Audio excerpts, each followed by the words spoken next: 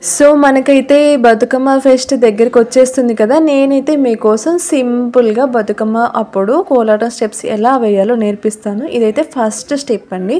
First step అయితే ఇలా స్లోగా మెల్లగా చక్కగా ఒక సైడ్కి ఇలా అనేసుకుంటే అయిపోతుంది. ఫస్ట్ స్టెప్ కంప్లీట్ అయిపోయింది. ఇప్పుడు నేను సెకండ్ స్టెప్ ఎలా వేయాలో చూపిస్తాను. సో ఇదైతే సెకండ్ స్టెప్ అండి.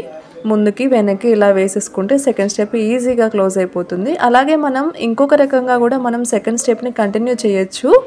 అది ఎలాగో కూడా ఇప్పుడు చూపిస్తాను, చూసేయండి. ఫస్ట్ టైం అయితే మనం ముందుకి వెనక్కి వేసేసాం కదా. సెకండ్ టైం వచ్చేసి పైకు కిందకు వేసేయాలండి. పైకి కిందకి ఇలా వేసేసుకుంటే సెకండ్ స్టెప్ కూడా ఈజీగా కంప్లీట్ అయిపోతుంది.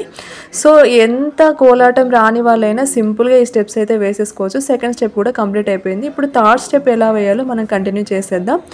థర్డ్ స్టెప్ వచ్చేసి మనం యాక్చువల్గా 2 స్టెప్స్ కింద పైన కొట్టేసాం కదా, మిడిల్లో ఒక స్టెప్ ఎక్స్ట్రా కొట్టాలండి. ఇది వచ్చేసి థర్డ్ స్టెప్.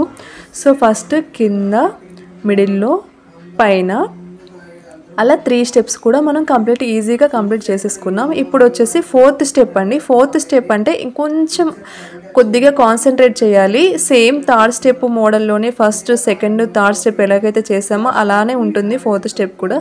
సింపుల్గా లెఫ్ట్కి, రైట్కి, up and down, left, right, up and down, ఇలా ఫోర్త్ స్టెప్ కూడా మనం ఈజీగా కంప్లీట్ చేసేసుకున్నాం.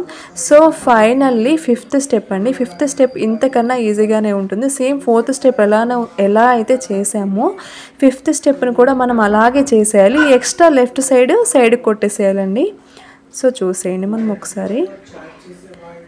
లెఫ్ట్, రైట్, అప్, డౌన్, మళ్ళీ లెఫ్ట్ కొట్టేసేయాలి, అయిపోతుంది. ఫిఫ్త్ స్టెప్ చాలా ఈజీ అండి. ఫోర్త్ స్టెప్ వచ్చేస్తే ఫిఫ్త్ స్టెప్ కూడా ఆటోమేటిక్గా మనం వేసేయచ్చు. సో కంప్లీట్గా 5 స్టెప్స్ అయితే నేను ఈజీ వేలో చూపించాను కదా. ఎంత కోలాటం రాని వాళ్ళైనా సరే, స్టార్టింగ్ స్టేజ్లో ఉన్న వాళ్ళైనా సరే ఈ స్టెప్స్ ఈజీగా వేసేయచ్చు. ఇప్పుడు ఫస్ట్ నుంచి 5th స్టెప్స్ వరకు మనం ఎలా వేసుకోవాలో మొత్తం కంప్లీట్గా చూపిస్తాను స్టెప్ బై స్టెప్. ఇది వచ్చేసి థర్డ్ స్టెప్ అండి. సో మొత్తం 5 స్టెప్స్ కలిపి నేను మొత్తం కంప్లీట్గా చూపించాను అనమాట. సో ఇది అండి మన బతుకమ్మ అప్పుడు కోలాటం వేసుకోవడానికి సింపుల్ స్టెప్స్ అయితే మీరు కూడా ఈజీగా నేర్చేసుకోవచ్చు.